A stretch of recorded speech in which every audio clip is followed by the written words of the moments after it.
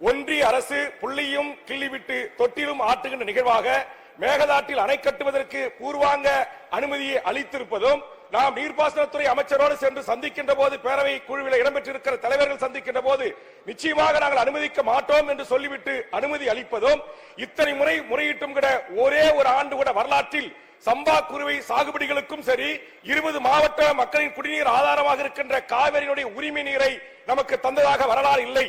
800 TMC இருந்த குடிநீர் பாசன நீரை இன்றைக்கு கர்நாடகம் பெரும்பகுதியை தனதாக்கி கொண்டிருக்கிறது. ஒவ்வொரு முதலமைச்சருடைய ஆட்சி காலத்திலும் நாம் நமக்கான உரிமை நீரை விட்டு கொடுத்து வந்து இன்றைக்கு அது 200 TMCக்கும் குறைவாக நிறுத்தப்பட்டிருக்கிறது.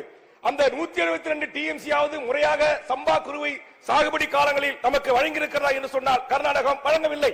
அதற்கு நேர்மாறாக கர்நாடகா தமிழ்நாட்டை ஒரு வடிகால் பிரதேசமாக, அங்கு அணைகளுக்கு ஆபத்து ஏற்படுகின்ற போது, மழை வெள்ளம் அதிகமாக ஏற்பட்டு பெங்களூரும் கர்நாடக விவசாயிகளுக்கும் உயிருக்கும் உடமைக்கும் அச்சுறுத்தல் ஏற்படுகின்ற போது மட்டும் 24 கனஅடி, 50,000 கனஅடி, 55,000 கனஅடி ஒகேனக்கலிலே நீர் ஓடி வருகிறது.